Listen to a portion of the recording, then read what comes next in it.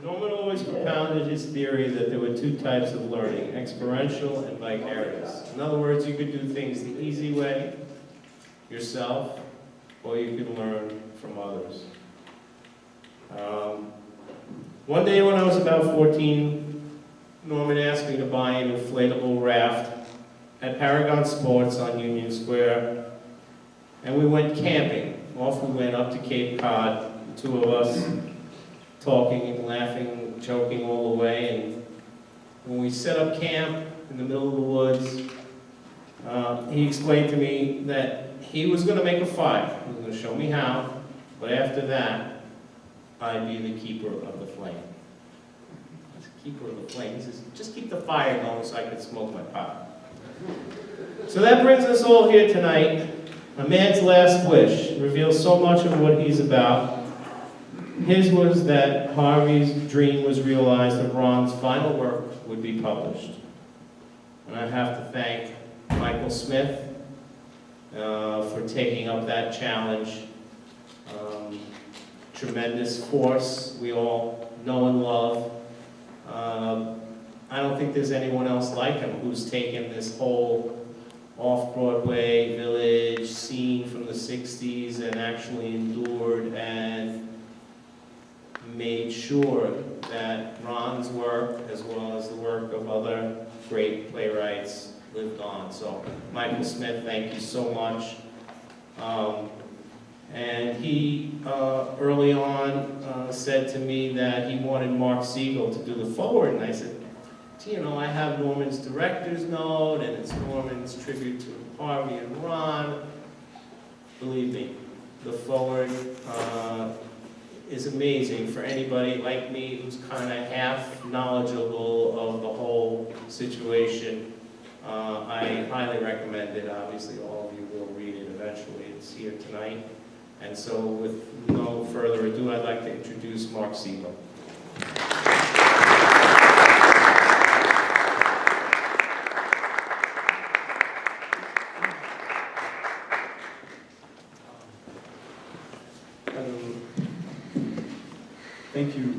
Thank you, Dave, very much.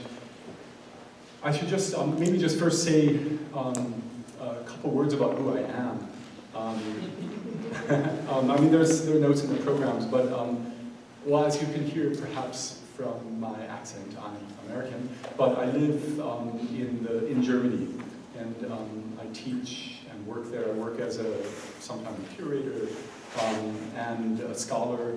And I actually didn't know Norman personally, but I have had many, a long email, a series of emails, email exchanges with Norman, mainly in relation to Ronald, Tavel, who I did know, and also in relation to Mario Montez, who I fortunately got to know as well, and was privileged enough to be able to convince to make appearances again, starting with a festival that I organized in 2009 in Berlin, a festival actually dedicated to Jack Smith, and for which we had brought Ronald Tavel as well.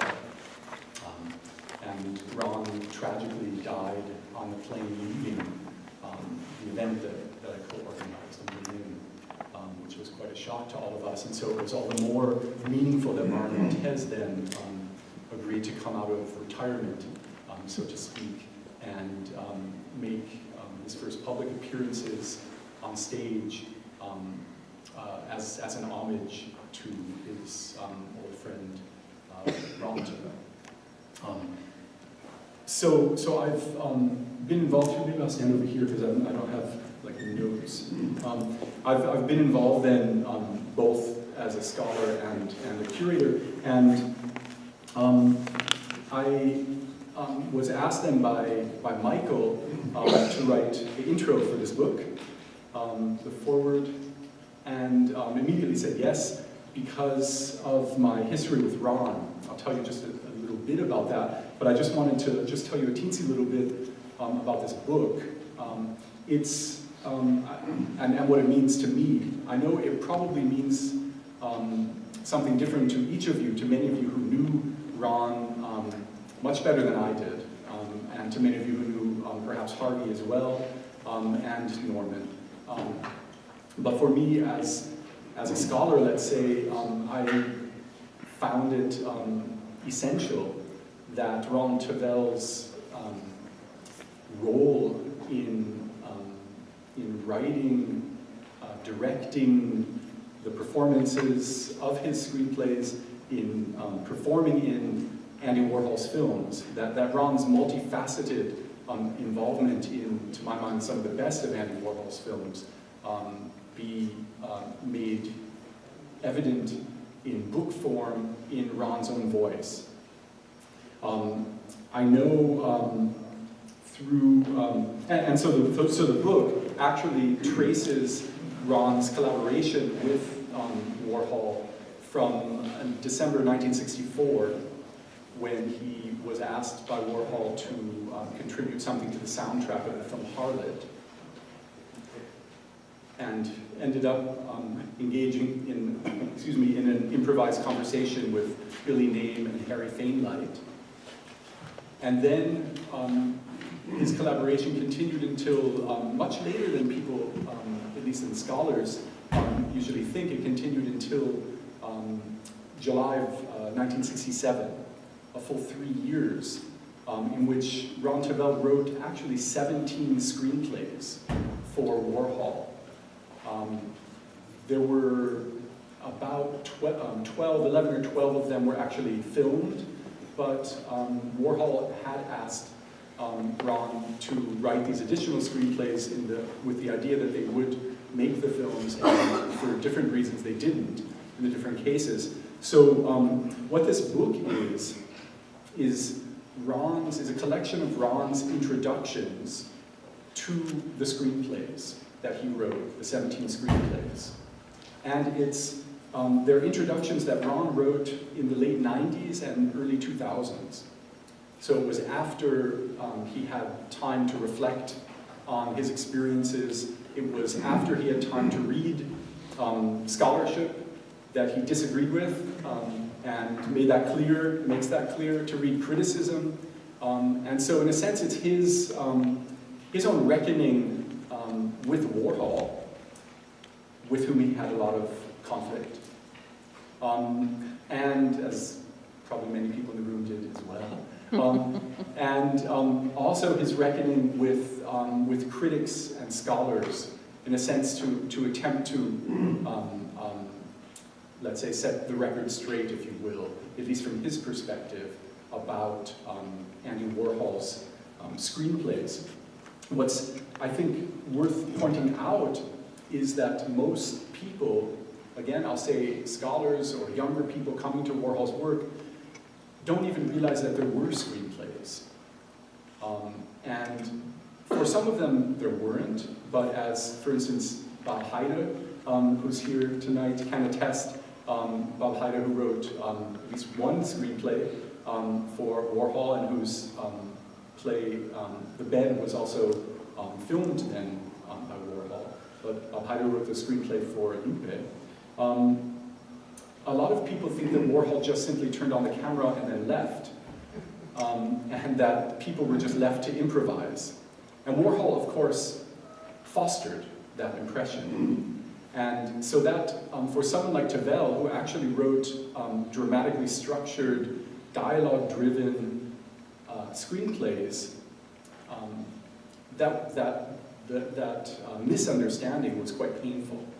And so he, I think, does a quite beautiful job at explaining how these screenplays came to be, and explaining also, in his inimitable style, he's a great storyteller. For those who knew Ron, he was quite an amazing storyteller.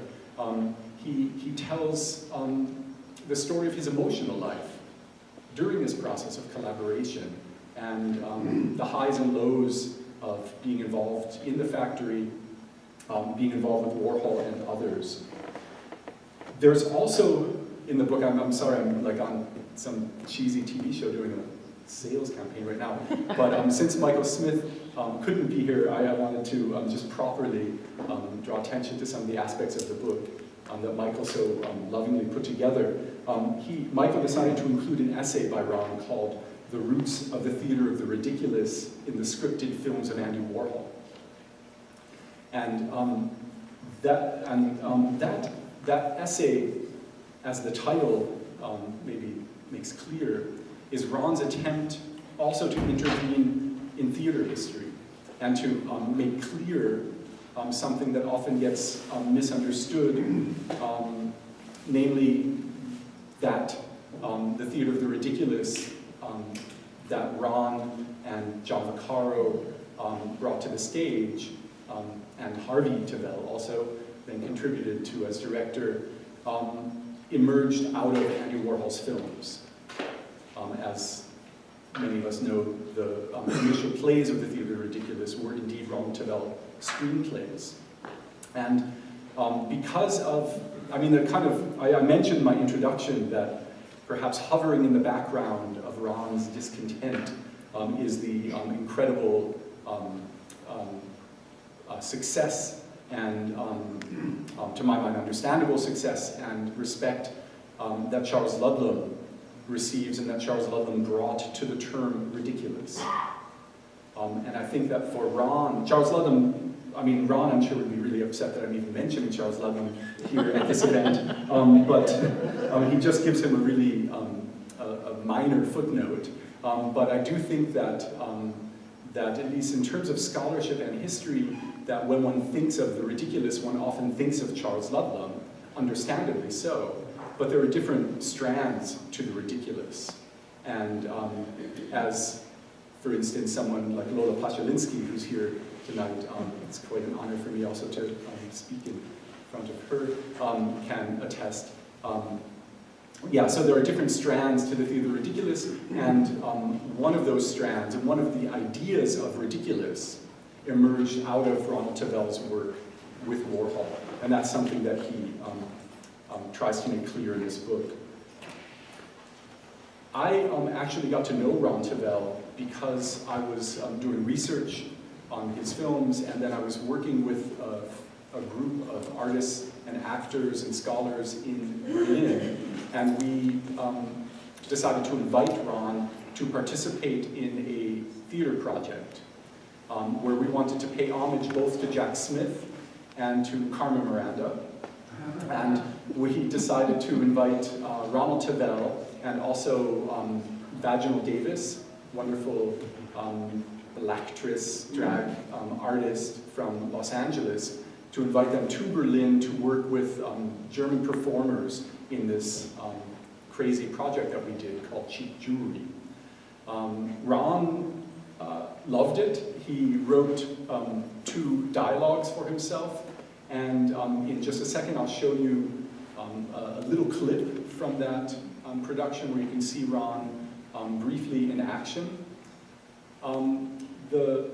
When Ron was in Berlin, he was so moved by all of the crazy people that we had assembled around us, all of our friends, and that he said, we should really do a production of Juanita Castro with this group. I want Vaginal Davis to play Juanita, and Susanne Sachse, German actress who's in our group, to perform Fidel, and just the rest of the people in this production that we had called Cheap Jewelry, they should be the family. So we were able to arrange this, and Ron, of course, directed and played the on-screen director, on-stage director.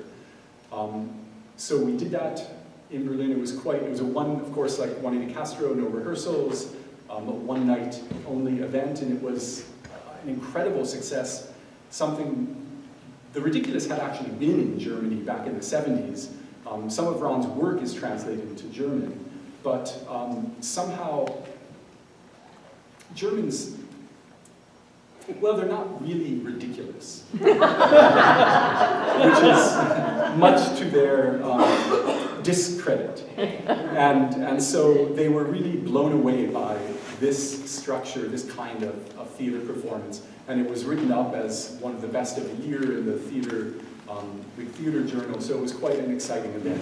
So what I'd like to do now, just to end, is to show you then this one clip of Ron Tavel in Cheap Jewelry, where you also see Vagina Davis for a moment, and then we will switch to about a 5-minute clip from Ronald Tavel in The Life of Ronald Castro, made in Berlin, 2001. Both of these productions were from 2001. So, Alex, please. So thank you, and I hope that you'll pick up a copy of the book.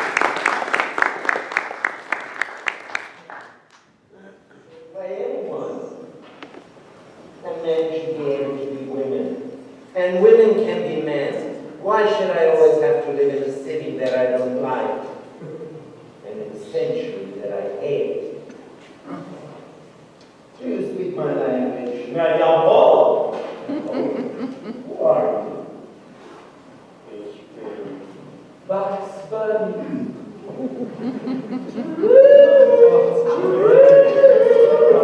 going to start the fast this time. And Lana, beautiful Lana, she gets her drink first. It's called the Jill Zonder Lesbiana drink. And the great Mr. Tavel. Oh, star. You get the Schopenhauer. I love you in all those Jack Benny movies. Sweetie, you're too kind. Oh.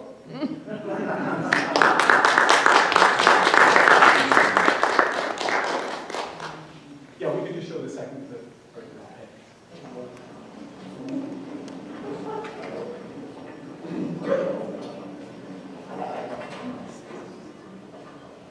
All right, Fidel Castro, Juanita Castro, Raul Castro, Che Guevara, Herr Ambassador.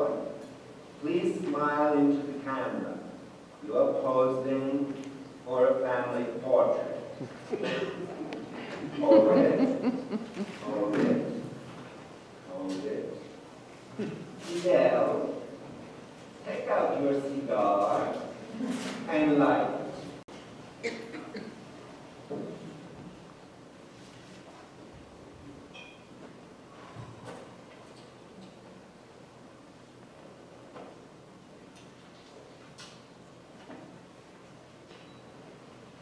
Smoke it with great satisfaction. Now, blow some smoke in your sister Juanita's face.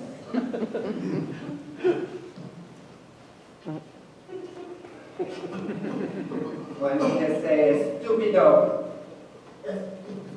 Rock one. They'll laugh uproariously. Now, Fidel, offer your sister Juanita your cigar. Juanita say very annoying, stupido, stupido.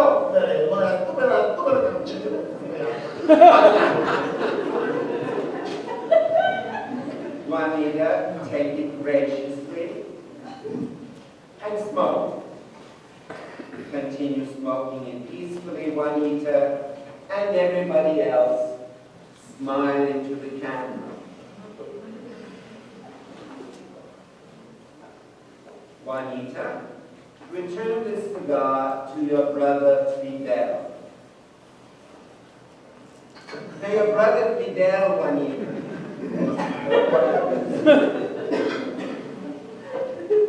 Fidel, say to Juanita, I discover you apathetic. I discover you apathetic. Juanita say, I am apathetic. I am apathetic. No soy excitado para la revolución. No No soy excitado. No soy excitado por los giros de la revolución de Canadá. Check. Put your arm around Juanita and say, you are not excited. You're not excited. Juanita, I said I am not excited by the revolution. I said I am not excited by the revolution. Herr Ambassador,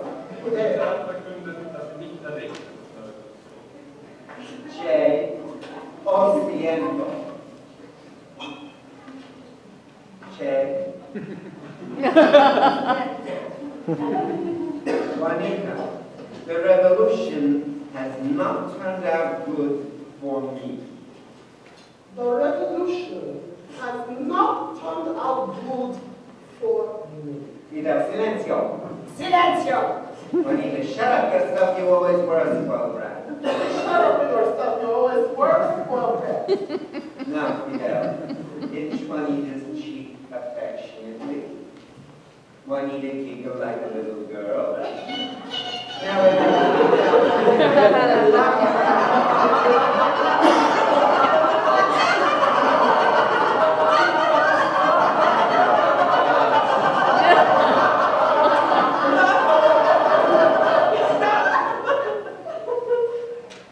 Juanita said to Fidel, you never really cared for peasants. You never really cared for the poor.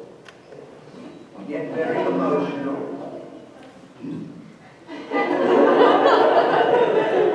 Say again, you never really cared for the poor, starving, freezing peasants.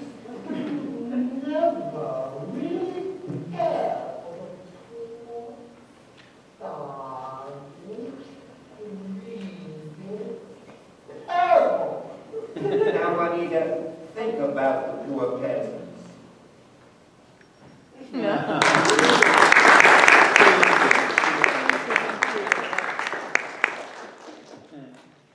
Okay, I have another thing to do. I should just say, actually, it's also an honor to share the stage with Augusto Machado. Yeah. Treasure, to whom I'm forever grateful also, because it was through Augusto that I was able to get contact with Mario Montez. Augusto, Mario's oldest and dearest friend, I believe, in New York, who was always the keeper of the secret as to where Lady Garbo Montez was hiding. And Augusto also, unfortunately, I didn't get to see Augusto play Juanita Castro, but I did get to see Bibi Hansen play Fidel Castro. Bibi played Fidel Castro along. Oh, yeah, I missed. Yeah, I'm sorry, I missed. There's a lot of wonderful Fidels and Juanitas among us.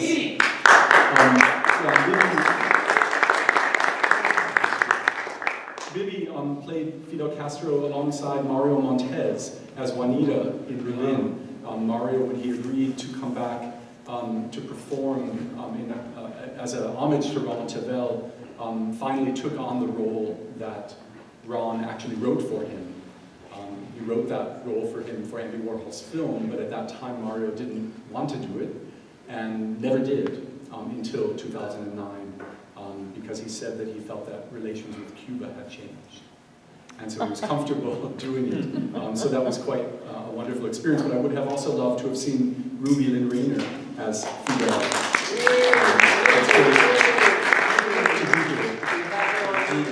Oh, great, okay. Maybe, could you make me comment? Oh, yeah. Okay. Well, I just was sent back up here because Michael Smith sent in a note and asked me to read this. So I'm happy to read this for Michael. He titled it excuse me, Some Background to Andy Warhol's Ridiculous Screenplays.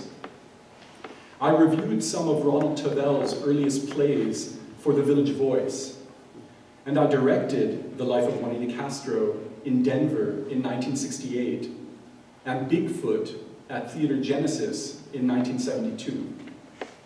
We were friends for a long time, although I almost never saw him after we both left New York. A year or so after his sudden death in 2009, I realized that his Chain, his novel about Bangkok, which he had shown me in draft form, had not been published. At Jimmy Camicha's suggestion, I got in touch with Harvey Tavel, Ron's brother, who was delighted that I wanted to publish the book. Others had tried to get Ron to change it and ultimately dropped it. Chain is a brilliant book, as Crystal will attest. And I'm proud of how it came out, although it has yet to find many readers. It's on the table outside.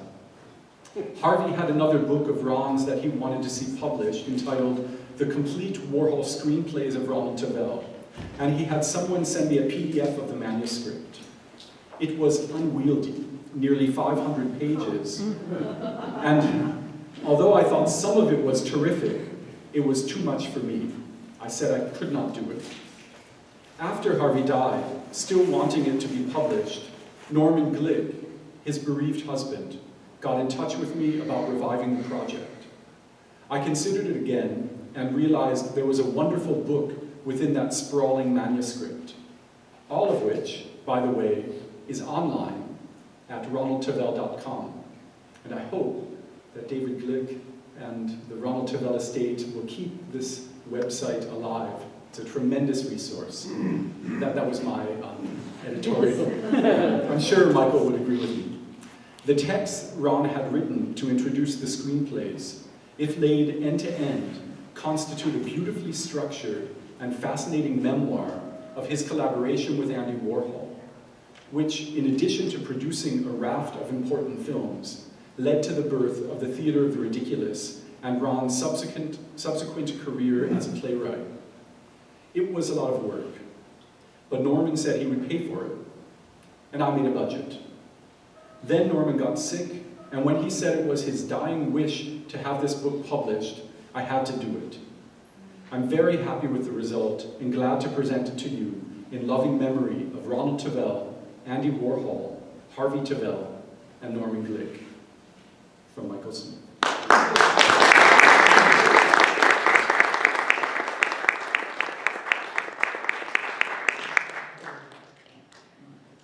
Well, we're in for a very good treat because we have a living legend that's going to speak now.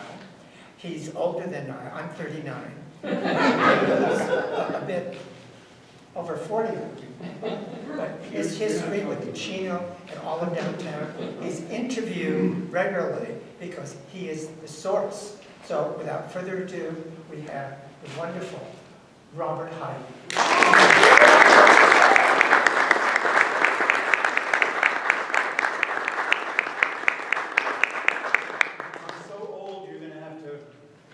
To the 40 and a half. No, I'll tell him older. Oh, no, oh, please. Because I know how old I am. No, I said to somebody recently, they said, because my knowing everything about this and that in the 60s and 50s too, how old are you? And so I'm saying now, I just turned 100. And a friend said to me, you don't look a day over 99. So, but I'm still here. Okay. But anyway, it's great to be here and that this is taking place. David, it's good to meet you. We haven't formally met, but I knew Norman, I knew Ron really well. Great people. And this is your event too. But it's great that it's happening at Theater for the New City, because at Jane Street, Theater for the New City began Crystal and George Bartenio, and so did, I believe, The Lost Continent, Ron's theater. Now, I wanted to talk a little bit about Andy Warhol to start with, and then we'll get back to Ron. Now, I first met Andy on Bleecker Street. I was running around with Edward Wallowich, who I had met at Northwestern University. And then he came to the village, and I met his brother John, who was in cabaret. And it was all very, I was drinking a lot of martinis and taking whatever. And just the madness of the 60s. I mean, you've all heard, if you remember the 60s, you weren't there. And I think that's sometimes the case with me. Not so much the 60s, but people say, when did you do that play? Or what was the date of that? I said, tell you the truth, I don't remember. The decades have all begun to merge into one. And that's okay, because there's always somebody to look it up on Wikipedia. And instant gratification. But, so Edward said, I want you to meet someone. And it was a place called Aldo's where later became Manitou's on Bleecker Street for a long time. But at Aldo's, there was a gay club with white tablecloths and a restaurant. And so he brought me there, and there is this creature with white hair, and it was Andy Warhol. And I think this was about 1961, and you know, folk music was going on and everything was happening. And he seemed very weird to me, and there was this kind of aura around him. Oh, gee, you know, nice to meet you. Very, very quiet. Okay. And then he started hanging out. John Wallowich had a salon where he had singers like Eartha Kitt coming, and Alice Gosley from New Faces, and people came there and entertained Rosemary O'Reilly. And so I was invited there. And one time I'm coming through the door, and Edward's coming out of this little room, and then Andy emerges. They've been having a little tryst there. And so that, I saw him a lot at that time, and then later didn't see him at all until 1965 when I did The Bed at the Cafe Chino. The Bed wasn't the first play for two men. There was another early play called West of the Moon, about a male hustler down on his luck. In fact, luck was his name. And on one hand, he has written love, on the other hand, he has written hate. He's in a doorway in Greenwich Village. He's kind of down and out, and you know, drugs and stuff. But this play came out of a friend had worked for a famous, I shouldn't say who he is, but he was a famous conductor for Broadway musicals. And he would sometimes, you know, this friend was working as a secretary, and he said, what is this in the account? Orchidea, what is that?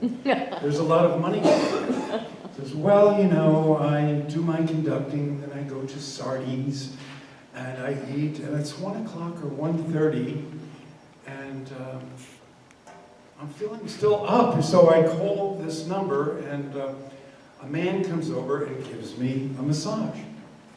But it wasn't just that. You know, it was obviously, and so this story came out of this idea of this down and out hustler. Well, the reason I'm going on about this is that this was done off Broadway with another play that I wrote called Hector, which was a monologue play. But 6 critics descended on it. It was Lee Payton produced it. She was known around off-Broadway circles as Lee Nagrin later, but she married Daniel McGreen.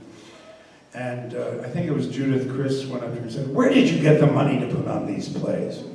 Because the word had gotten around that this was a homosexual play. You couldn't write about homosexuality in the theater or use the word gay in the New York Times.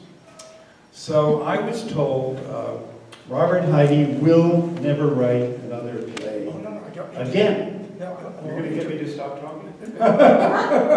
You're going to adjust that so I can scream into it? I'm diplomatically adjusting my garment. Can we talk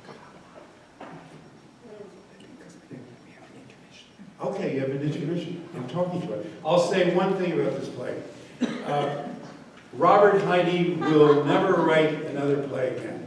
Robert Heide should go home and break his typewriter over his hands. Anyway, I did later write the bad Andy Warhol film. Now, I wanted to talk a little about Ronnie.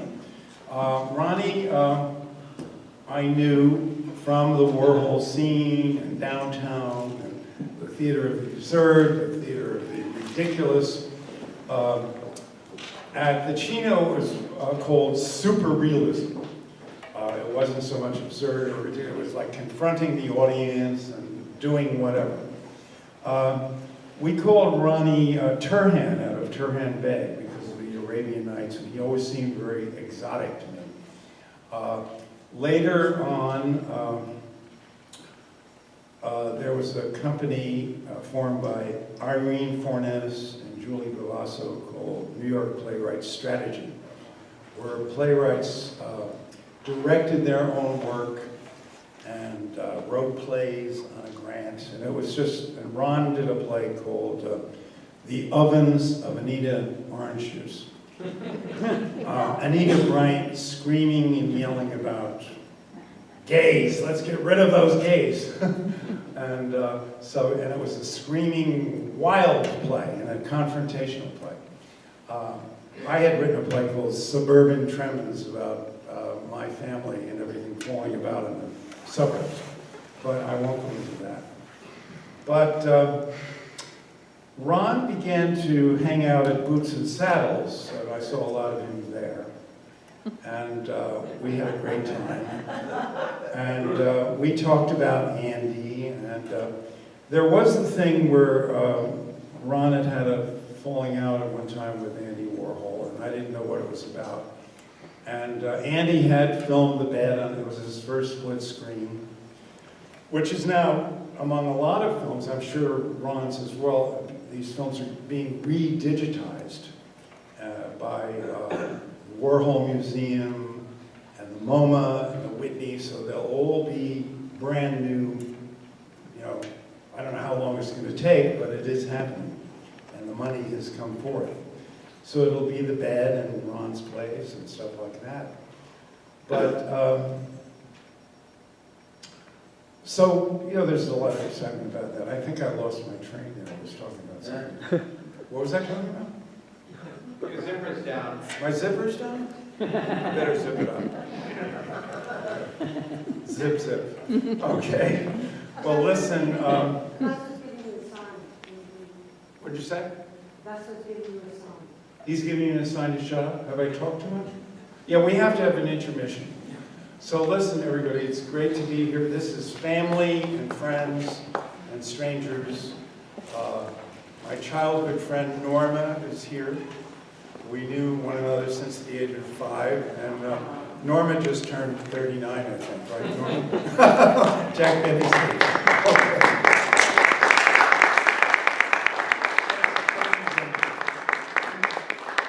Now we have an intermission, there's food and refreshments, but may I invite you to sign the guest book and look at the wonderful mementos of Norman Glick.